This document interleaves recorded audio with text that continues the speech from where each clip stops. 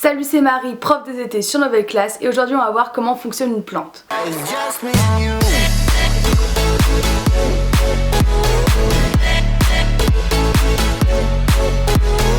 Aujourd'hui on va s'intéresser à une toute nouvelle notion, le monde du végétal avec les plantes. Ce chapitre va se décomposer en plusieurs vidéos, je t'invite donc à aller t'abonner pour avoir l'ensemble du cours et donc être sûr de réussir. Pour assurer ta réussite, il faut aussi que tu ailles sur le site novelleclasse.com que tu trouveras en description où tu pourras y faire plein d'exercices. Trêve de bavardage, on y va.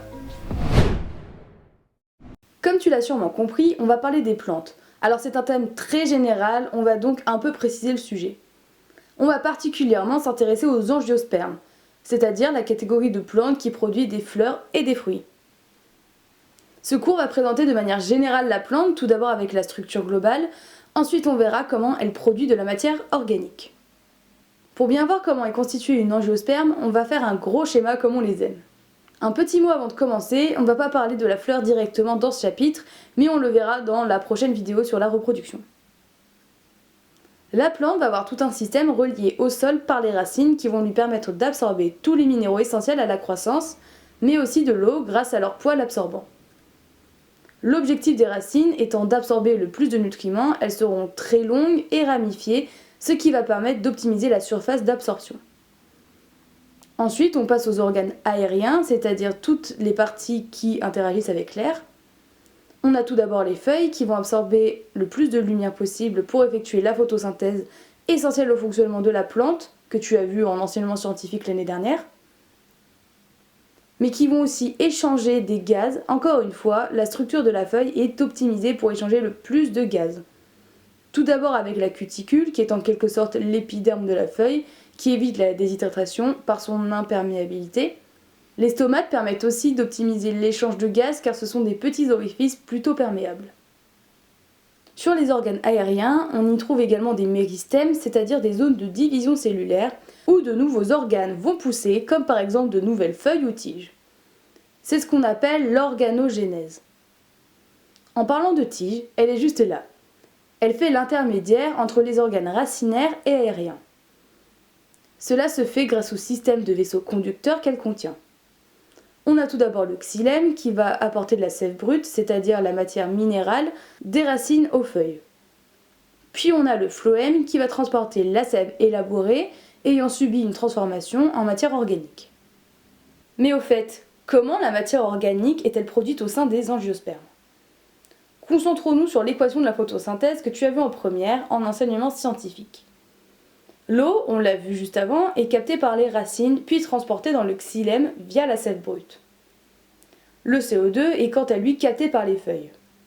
Or, pour que cette réaction ait bien lieu, il y a besoin d'énergie. Cette énergie va être apportée par la lumière que va aussi capter les feuilles. Si on se penche sur la cellule végétale, on trouve un chloroplaste qui est un organite uniquement présent chez les végétaux. Ces chloroplastes sont composés de pigments, les chlorophylles, et c'est précisément eux qui vont capter la lumière. On va faire un petit peu de chimie pour comprendre la photolyse de l'eau. Ne t'inquiète pas, mais si tu n'es pas en spé physique, tu devrais t'en sortir. Et sinon, tu peux regarder la vidéo de Théo en spé physique. L'eau va donc être apportée dans le chloroplaste comme je viens de t'expliquer. La lumière va intervenir produisant ainsi de l'O2, que nous retrouvons dans l'équation de la photosynthèse. De l'ATP, c'est-à-dire de l'énergie, est également produit. Il va directement servir à convertir le CO2 en amidon, c'est-à-dire de la matière organique par le cycle de Kelvin que nous ne verrons pas ici. L'amidon est une grosse molécule, ce qu'on appelle une macromolécule, composée de plusieurs molécules de glucose. Glucose qu'on retrouve aussi dans l'équation de la photosynthèse. Du NADPH est aussi synthétisé, qui est une molécule impliquée notamment dans la chaîne respiratoire mitochondrielle. On a revu ensemble l'équation de la photosynthèse, mais à quoi sert l'amidon synthétisé ? L'amidon est donc composé de plusieurs molécules de glucose, or le glucose peut aussi former d'autres macromolécules, comme par exemple la cellulose ou la lignine, qui sont les constituants des organes végétaux. Le glucose va donc servir à faire de l'organogénèse au niveau des méristèmes. Les molécules de glucose peuvent aussi former du saccharose ou de l'amidon, qui sont de la matière organique stockée dans les différents organes. Ces molécules vont servir de réserve. Le glucose est également un constituant de molécules de défense comme les tanins par exemple. Ces substances sont essentielles à la survie de la plante car elles ne peuvent pas se déplacer et donc ne peuvent pas se défendre physiquement. Elle le fait donc chimiquement. En résumé, la plante est composée de deux grandes parties. Racinaire, ancrée dans le sol qui absorbe les minéraux, et aérienne, qui interagit avec l'air et le soleil grâce aux feuilles. Il y a aussi des organes reproducteurs, mais on verra ça dans la prochaine vidéo.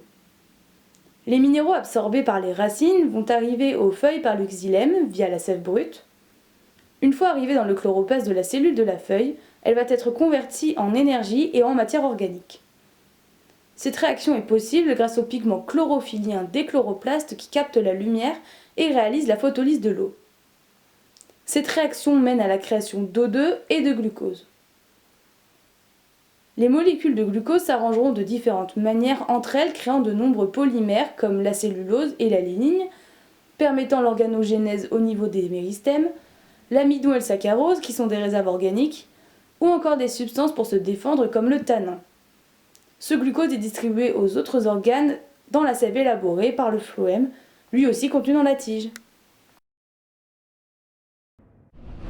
C'est bon, ce chapitre plein de définitions est terminé. C'est un cours un peu lourd mais vraiment fondamental pour comprendre la suite du cours, notamment la fécondation qu'on abordera dans la prochaine vidéo. Mais avant de passer aux autres vidéos de biologie végétale, il faut d'abord t'assurer que tu aies bien compris ce chapitre. Tu peux le faire grâce au QCM que tu pourras retrouver sur nouvellleclasse.com, le lien est dans la description. On se retrouve alors tout de suite pour le QCM.